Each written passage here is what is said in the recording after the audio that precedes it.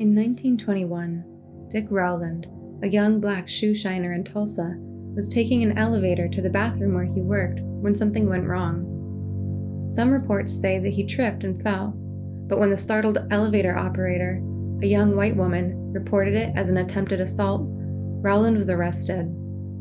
Rumors started flying that the boy was going to be kidnapped from the jail and lynched, so a small group of black Tulsans drove to the jail, guns in hand, to defend the life of the teenager.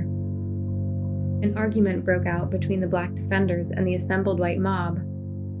Guns went off, and a few minutes later, both white and black men lay dead. White Tulsa responded with a semi-coordinated mass assault on the segregated black neighborhood of Greenwood.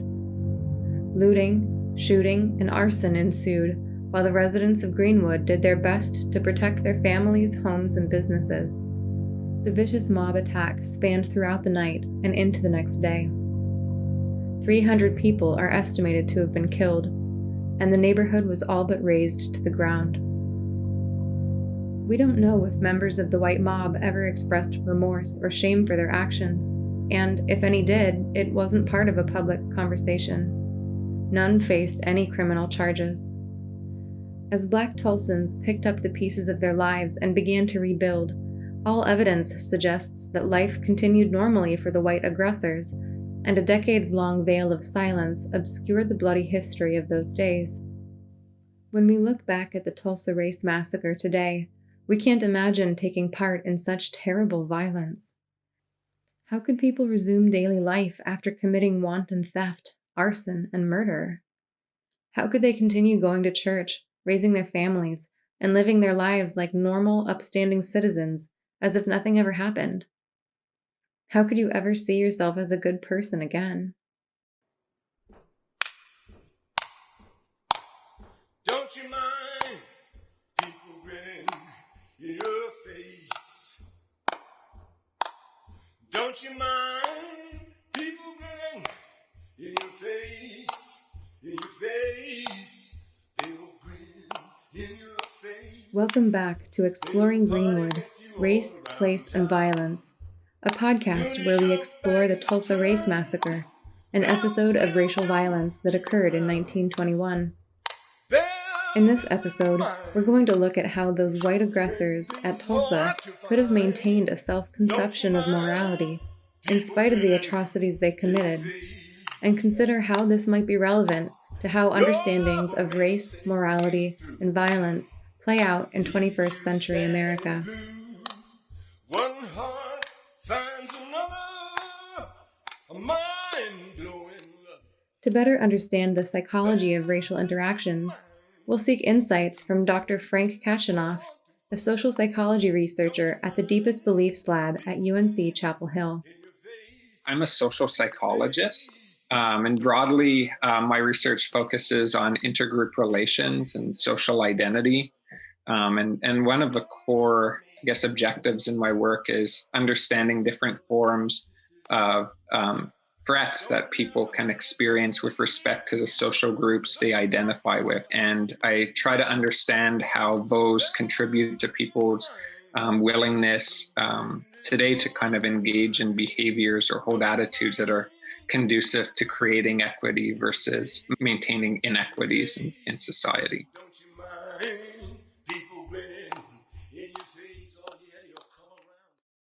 Let's get started.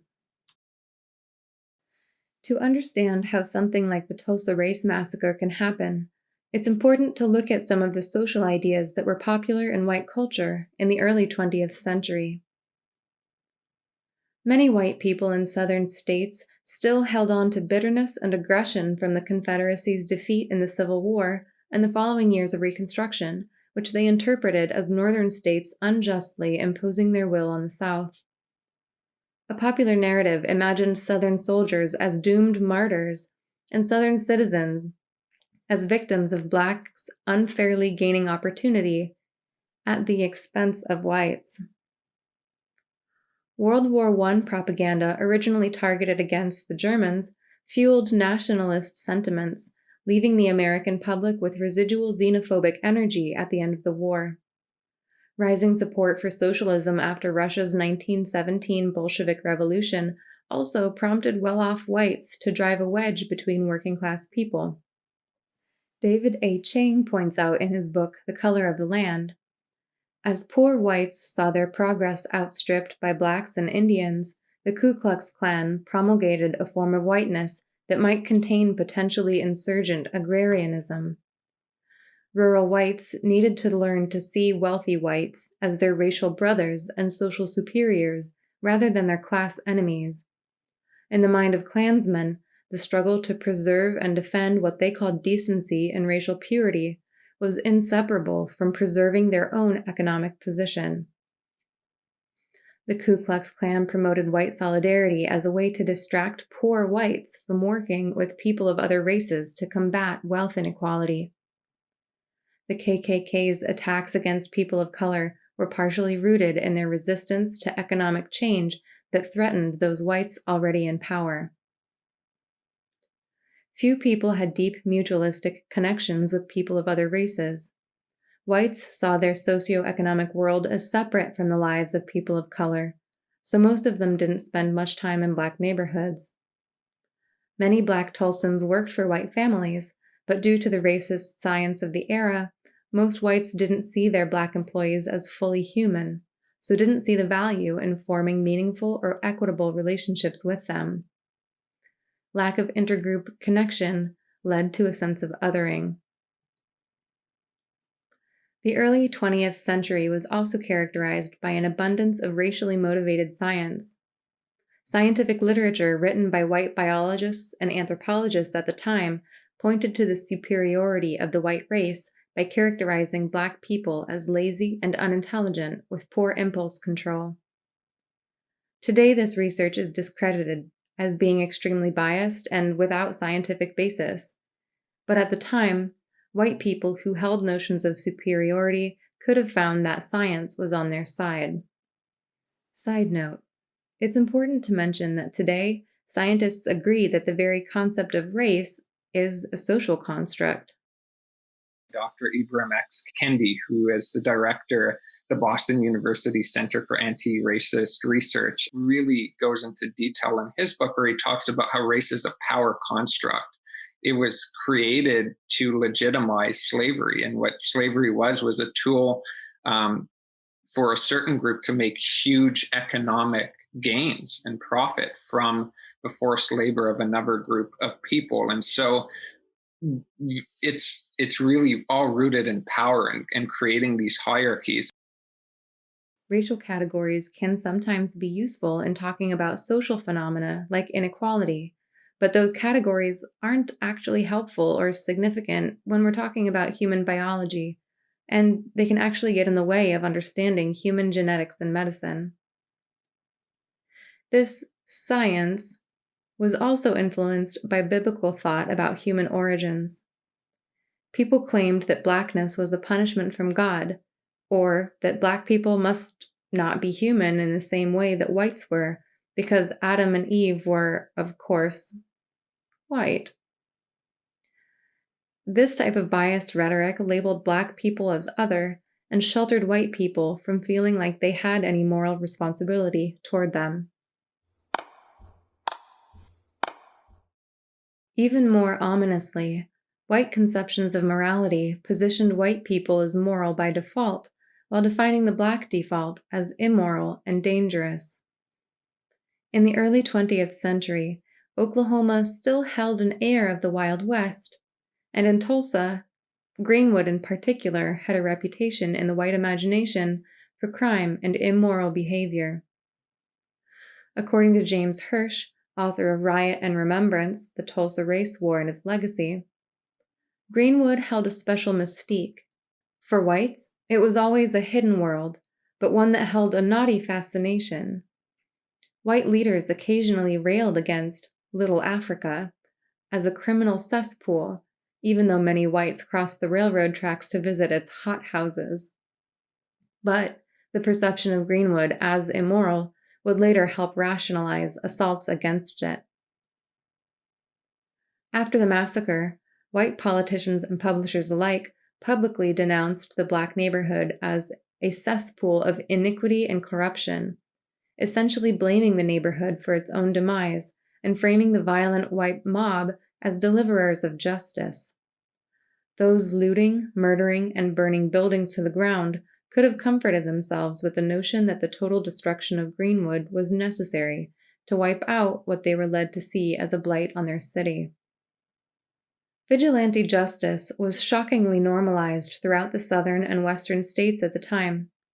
A certain lawlessness accompanied the Wild West aura of Oklahoma. Many people were fed up with a policing and judicial force they saw as either inept or corrupt and decided to take justice into their own hands. Violent extrajudicial spectacle murders and lynchings were seen as family-friendly community events and were often supported, if not coordinated, by local authority figures like politicians and police. In the several years preceding the 1921 massacre, Tulsa had seen other instances of vigilante justice. In one, a white man arrested for murder was tortured to death, and in another, a group of men who were attempting to unionize industrial workers were tarred, feathered, and chased out of town. Speaking of the first, the sheriff said that the lynching showed criminals that the men of Tulsa mean business. Referring to the terrorized unionizers, the newspaper The Tulsa World said, "As regrettable as the deportation of some very persistent and incorrigible agitators may seem, it may yet prove a deterrent to any ambitious souls anxious to follow their example." Witness testimony from that event claimed to have recognized the police chief himself as leading the assault, and the police drivers who allowed the unionizers to be kidnapped were supplied with extra masks so they could participate in the extrajudicial attack as well. Psychological research, like the Milgram experiments from the 1960s, show just how willing humans are to perform actions that are mandated by authority figures, even if they hold doubts about the morality of doing so. Seeing authority figures like police and politicians at public murders sends a strong signal to the public that the act and their own participation in it is permissible. In fact, a 1921 edition of the Oklahoma Harlow's Weekly stated that, "In Oklahoma, among thousands of people, it is not considered a crime for a mob to kill a Negro. There has yet to be chronicled the instance where any individual has paid a legal penalty for participating in murder as part of a mob." The fact that no one faced legal consequences for participating in a mob was further evidence that mob violence was condoned by the authorities, and during the Tulsa Massacre, mobbing whites were further emboldened by the police commissioner's decision to provide them with weapons and enlist their help as special deputies. One group infamous for carrying out vigilante justice attacks was the Ku Klux Klan. The organization experienced a revival in the early 1910s and postured itself as a conservative moral authority and protector of white Protestant values. While there is little evidence that the KKK was a dominant force in Tulsa before the massacre, their spike in popularity after the massacre suggests that many white Oklahomans saw a need to reinforce the dominance of their narrow, insular definition of morality, even at the cost of violence. They must have felt that white values and interests needed protection, even though it was the extrajudicial white mob, not the Black community, that instigated the aggression of the Tulsa Massacre. At the time, however, this fact was obscured by newspapers that downplayed white culpability for the violence, instead framing injured whites as the victims of the melee. It was easy for white Tulsans to accept this version of events, as most of them already viewed Greenwood as a place of danger and crime. Crime did exist in Greenwood, though it's not as if gambling, drinking, and sex work were unheard of outside the neighborhood. However, Greenwood's reputation for having a high crime rate was bolstered by the fact that white popular culture viewed Blackness with an assumption of criminality, which stemmed from the racist propaganda and bad science that claimed Blacks were impulsive, unintelligent, and dangerous. One narrative about Black danger gripped the white American consciousness more than any other. White Americans were obsessed with the idea of protecting white women and their sexual purity from Black men.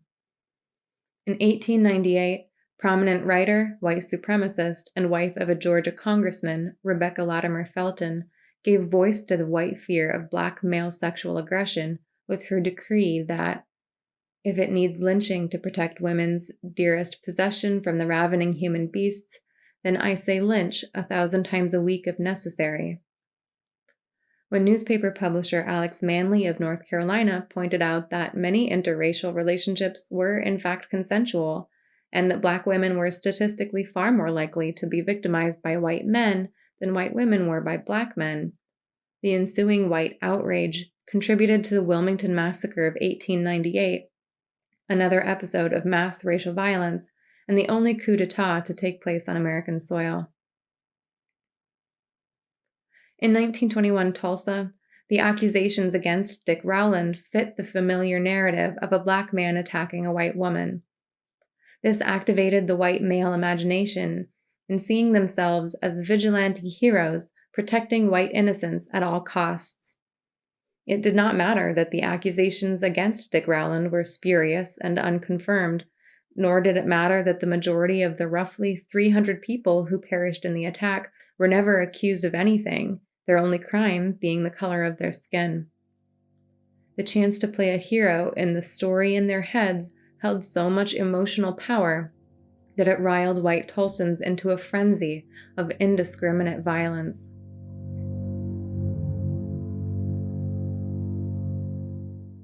This is significant because it underlines the fact that although the Dick Rowland accusation served as an inciting incident, the massacre was not actually about Rowland. Members of the attacking mob may have imagined themselves as protectors of white femininity or deliverers of justice, but the main goal of acts like lynchings and vigilante justice was to terrorize the community into conforming to conservative social demands. Black veterans came back from World War I proud of their service and expecting the respect they received from their counterparts in Europe. And as a prospering neighborhood and a center for Black wealth building, Greenwood intimidated white Tulsans who saw Black economic gains as threatening to their privileged position in the power hierarchy. Though the South was still severely segregated and unequal, the more socioeconomic progress Black Americans made, the more pushback they encountered from conservative whites who wanted to preserve the status quo. The grand jury tasked with examining the massacre at Greenwood would place blame on the minds of the Negro, which led them as a people to believe in equal rights, social equality, and their ability to demand the same. Oklahoma politicians, publishers, and even pastors chimed in to support the notion. If only Black Tulsans knew their place, they argued, Greenwood would not have been destroyed.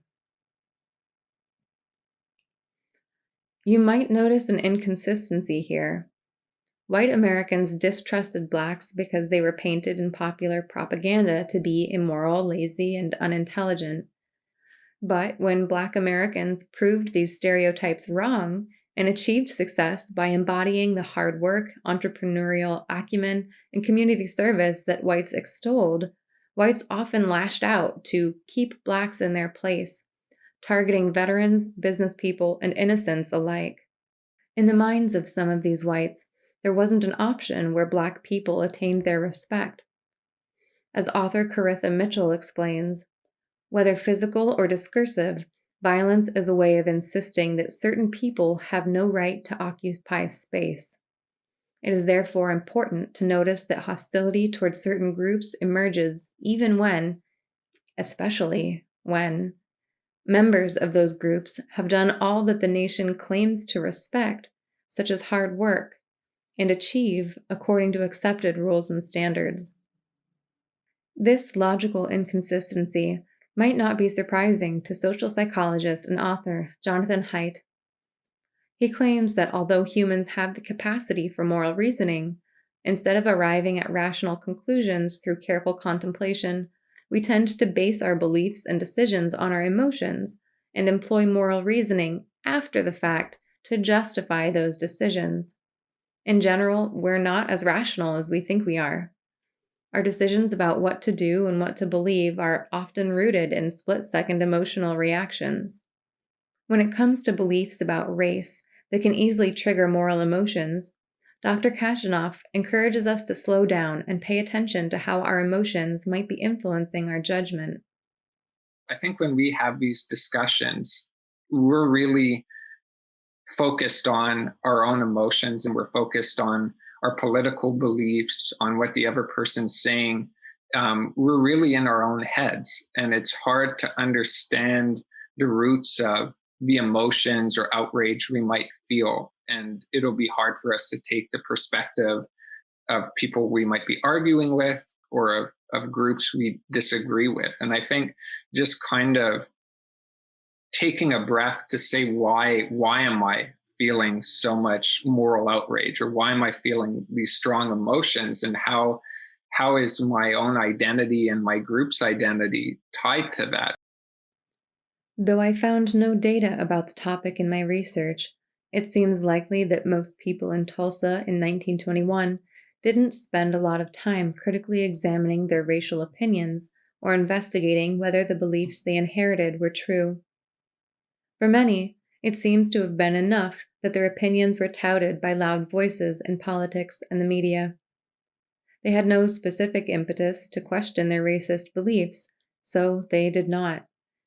And when given the chance to indulge in a mass, emotionally charged moral outrage, they took it, with little thought to how it must feel to be on the receiving end of such a brutal and shocking attack.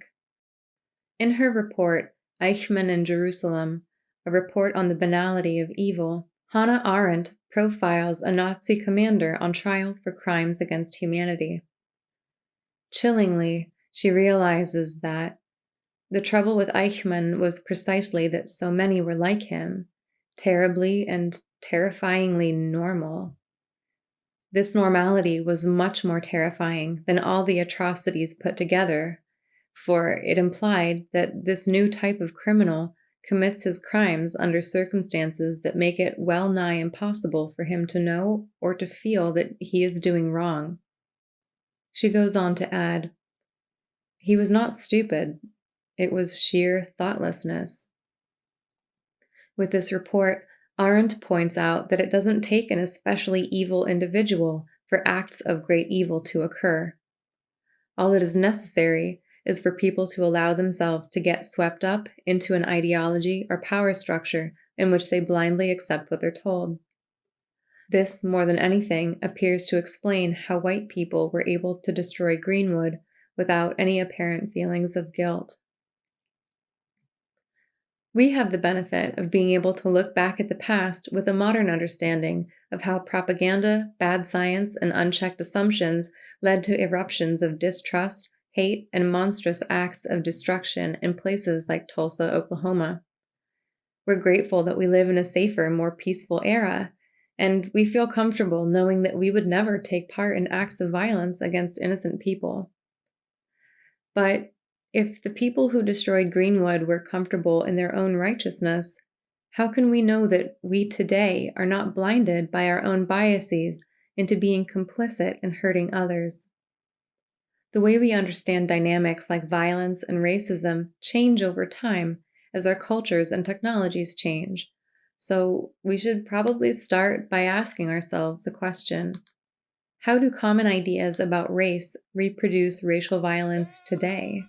A true friend is hard to find. Don't you mind people grinning in your face? When white people think about racial violence today, a common reaction is to say that things aren't that bad anymore. People aren't lynched by angry mobs in this country, and restaurants and schools aren't segregated anymore. So why are people still talking about racism? It's important to acknowledge that racial violence can look very different today than it did in Tulsa 100 years ago. It's possible to cause harm to others, even if that harm doesn't look like physical violence, and even if you don't mean to cause harm at all. Racism today can be so quiet that it can be easy for white people to not notice it.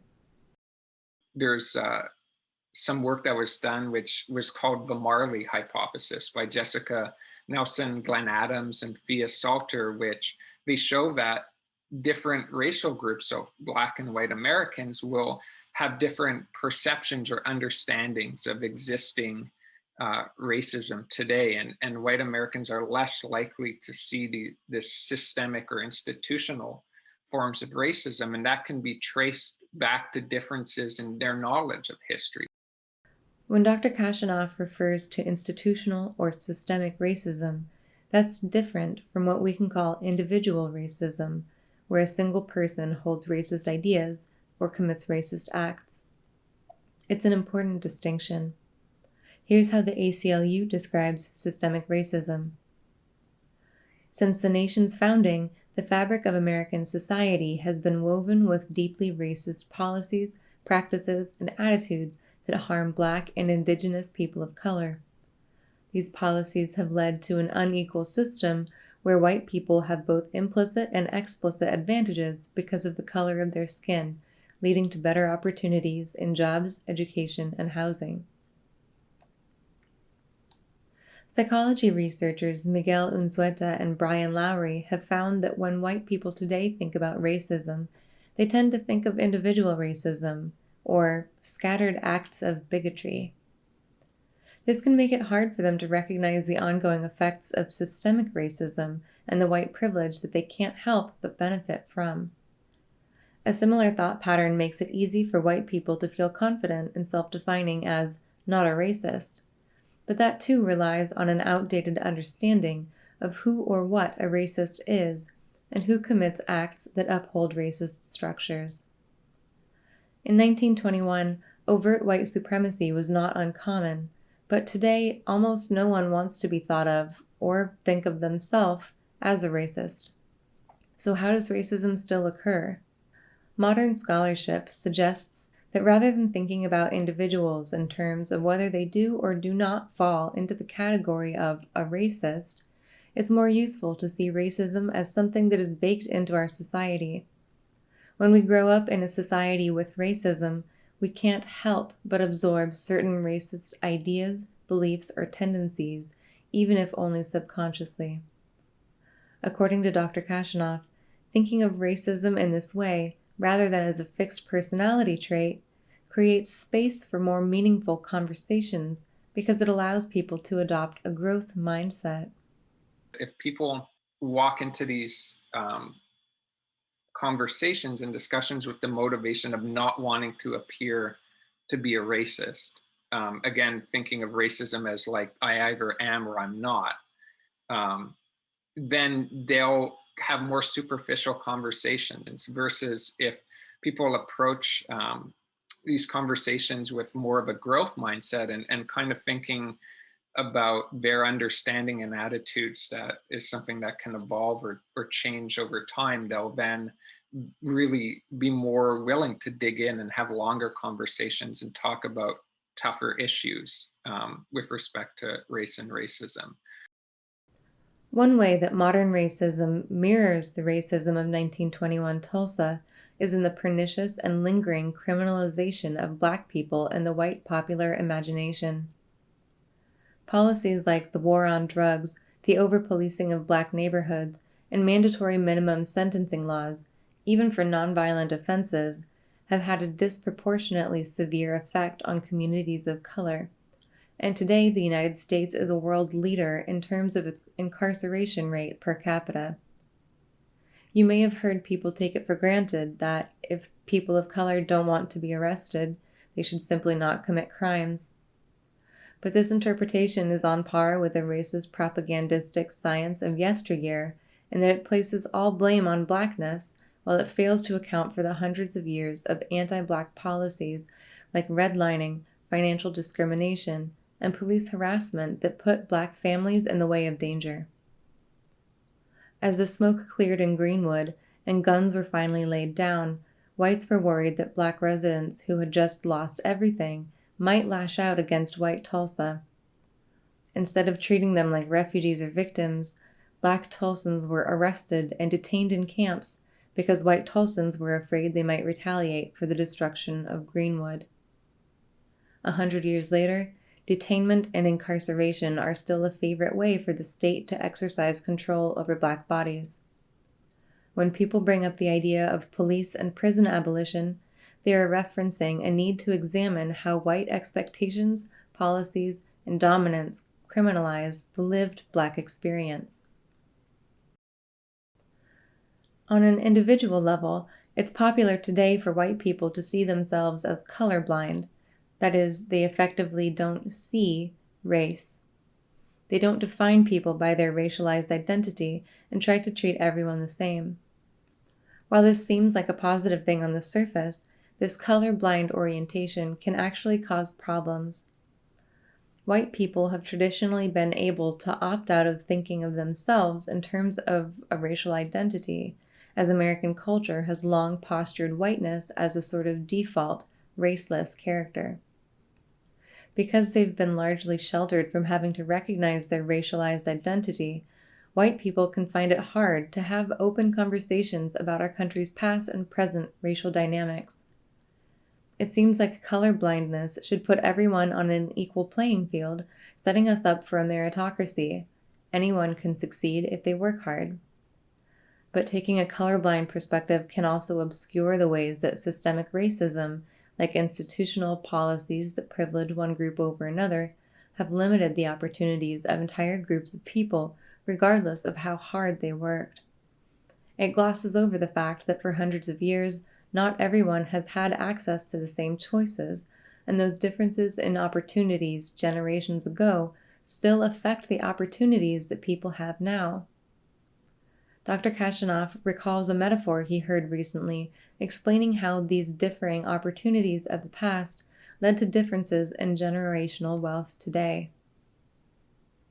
A few days after George Floyd was killed by police last year, Kimberly Jones, who's a Black activist, had a YouTube video go viral where she talked about events like the Tulsa Massacre and used the metaphor of a Monopoly game. So she said, imagine playing a game of Monopoly where for the first 100 rounds of Monopoly, you don't get anything when you pass go or anything from your properties, and everything you do, you need to give back to your opponent, and then 100 terms later, that might seem like, history. It's so far in the past, but it's set up for present.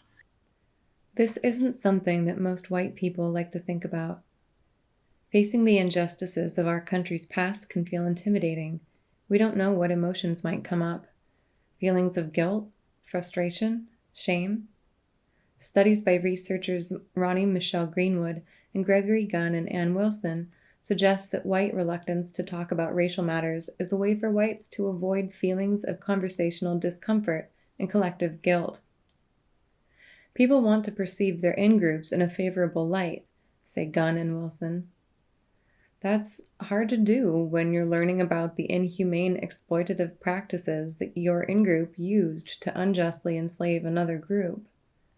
It's easier and more comfortable to push it out of mind and remain willfully ignorant of the fact that for millions of Americans, damaging shockwaves of racism continue to shake their lives.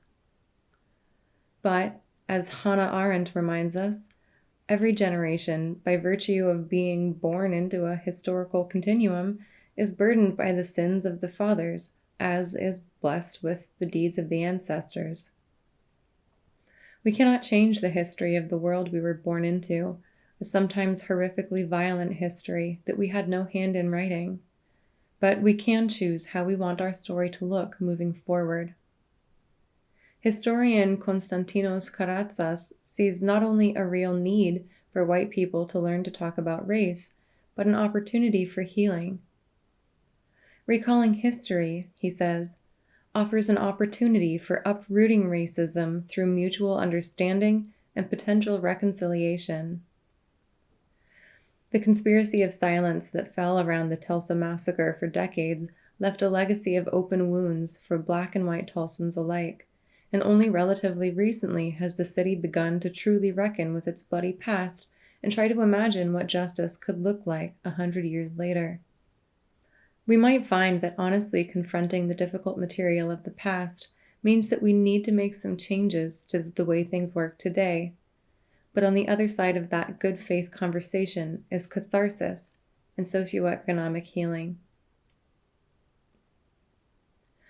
Ultimately, when we comb through both historical records and modern psychology related to racial violence, there appears to be no smoking gun, no big secret to what makes quote-unquote good people uphold racial inequality and commit racial violence. Though the shape of the violence may have evolved from a murderous mob in 1921 to more covert forms of harm in 2021, the underlying pattern of the abuse is strikingly similar. It comes down to people with power making decisions to privilege their own interests at the expense of others, whether that privilege is their financial assets, their cultural dominance, or their comfort and identity. When that self-absorption or its manifestations are adopted and replicated by others who neglect to examine their motives or effects, you may end up with people who see themselves as morally just, even as they participate in systems that sustain injustice and evil. Or, written more pithily in 1854 by the esteemed abolitionist Frederick Douglass, when men oppress their fellow men, the oppressor ever finds, in the character of the oppressed, a full justification for his oppression. This has been Kat Tim for Dr. Carla Slocum's Anthropology 490 capstone at the University of North Carolina, Chapel Hill. Thanks for listening.